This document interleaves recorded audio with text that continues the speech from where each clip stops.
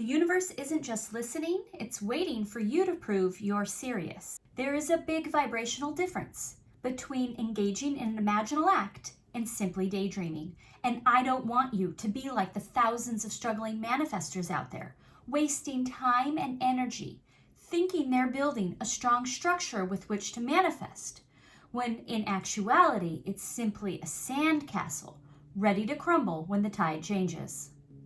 I've spent over 10,000 hours studying manifestation principles, and I have discovered a key difference between those who can manifest quickly and those who don't manifest at all. And in this video, I will show you how to send a clear, undeniable message to the universe that you are ready to manifest your desires now. Hi, my name is Allison, and in this video, I am going to show you the difference between daydreaming energy and a true imaginal act that will help you manifest, and what it looks and feels like to truly embody the state of being that will line you up with the desires you want to manifest. So how do we know if we're holding the energy for a manifestation or an energy for just a daydream? What determines the difference? Well, in order to know, we need to clarify what is a daydream and why do we do it. A daydream is pleasant thoughts about your life or future that you have while you're awake. A pleasant scheme or wish that is unlikely to be fulfilled. A daydream is a thought-based activity of our egoic mind. And let us remind ourselves that our egoic mind does not create. Our egoic mind is 3D reality, world self-based. It recycles information from our past and makes assumptions based on that for our future. It operates on the information we provide it. So we can see, in order to make sure we are not spending time in daydreaming energy, we need to first take our desire out of being a thought-based egoic mind exercise, and two, make sure we are embodying the state of the wish fulfilled.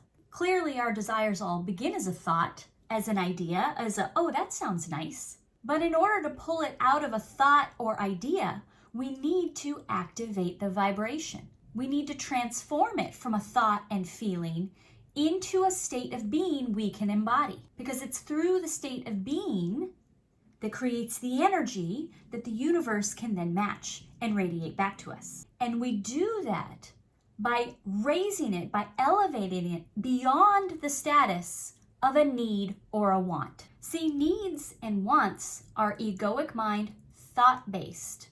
They can be rationalized.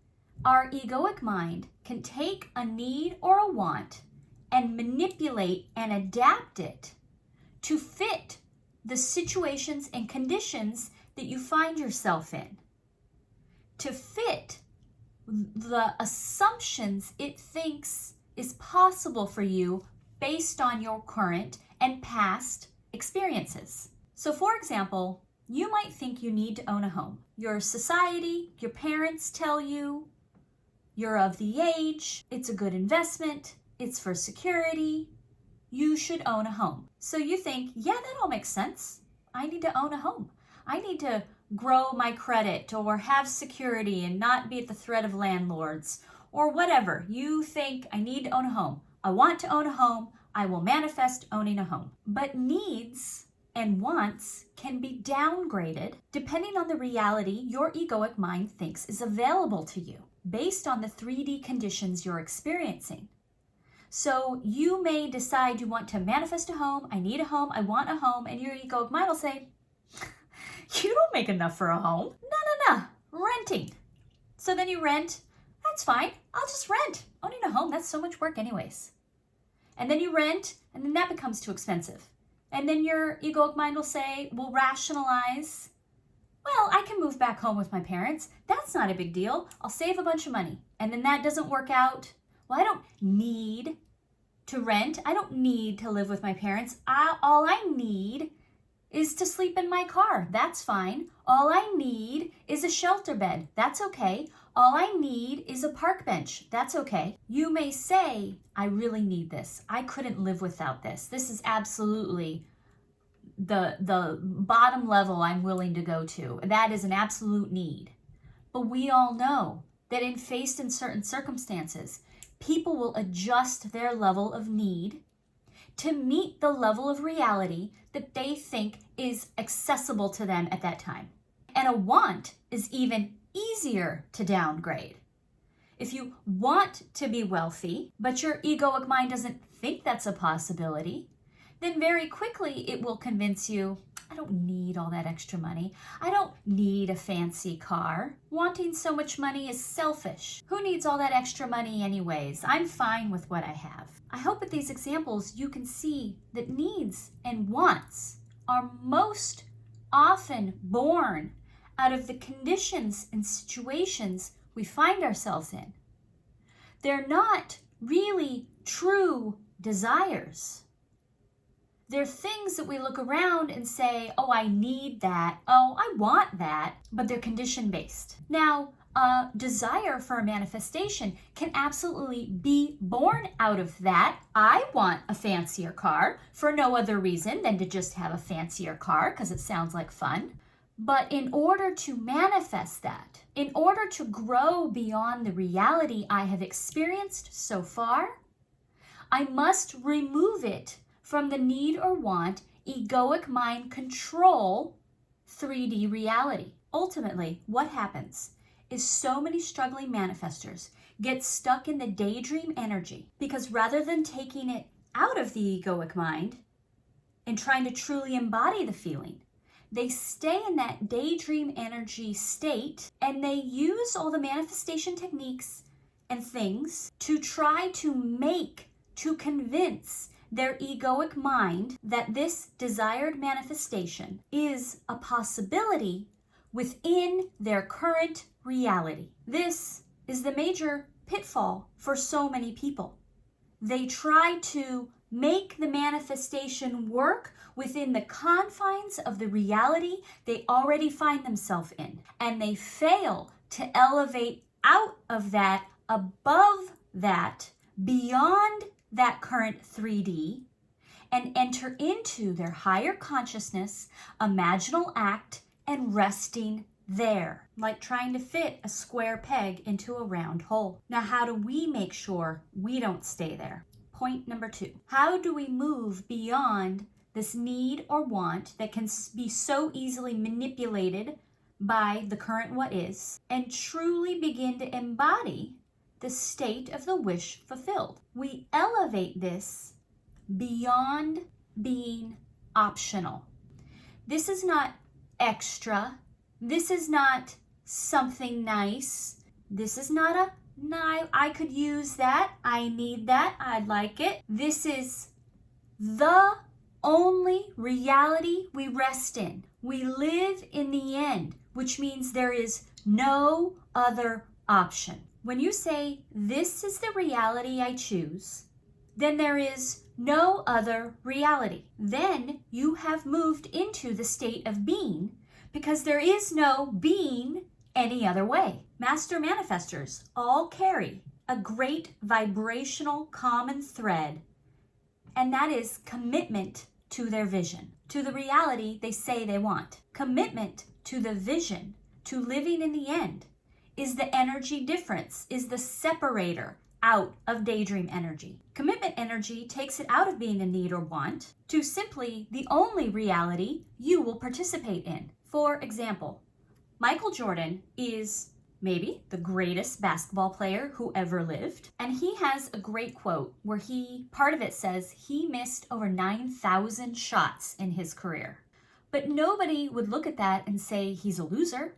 He's one of the greatest winning athletes of any sport. So how could he be the greatest, but also be in situations where he lost or missed? Because he did not let the situations or conditions define him.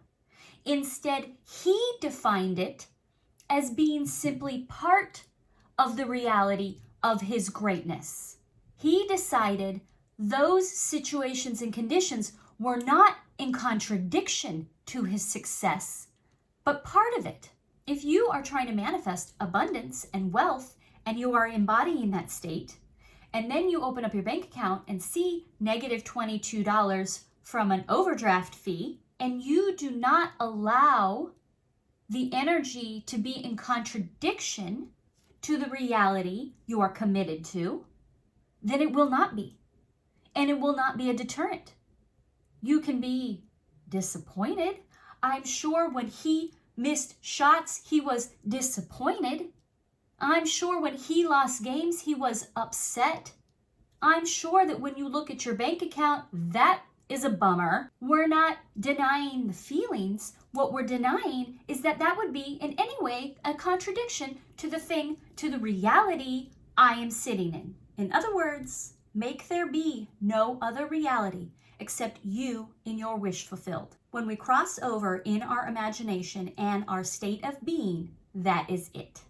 That is our reality. What do I do to make it clear that this is the reality I choose? You shall become conscious of being or possessing a thing, and you shall express or possess that which you are conscious of being. Bring conscious energy of being in your new reality by expressing it. When you express your new reality through thoughts, through feelings, through action, you are generating the energy that the universe must respond to in kind. You make it so that the manifestation is a completely logical next step because it is the only reality you persist in. The universe is waiting for you to prove it, not like a parent waiting for you to prove that you're serious about music before we buy you a guitar. But it literally can't send you a manifestation if there isn't a strong signal calling it in. Vibrational momentum comes from following through on our vision by expressing it with our state of being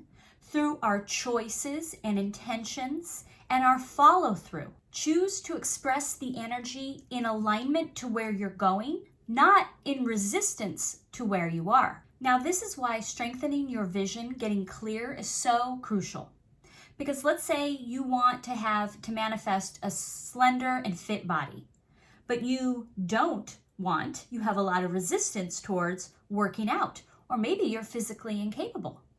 This does not disqualify you from manifesting this. What this might mean is that you haven't spent enough time establishing the full scale of your vision. If you want to be slender, but you don't want to work out, then include in your vision that becoming slender is a fun and enjoyable journey, that you find easy and fun ways to be fit. And then in the act of creating that vision, of creating that intention, the energy out there can start to match it.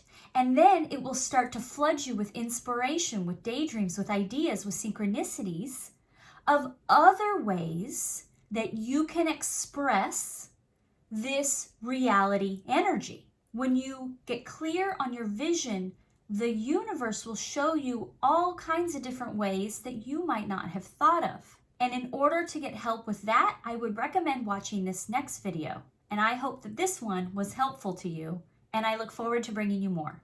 Thank you.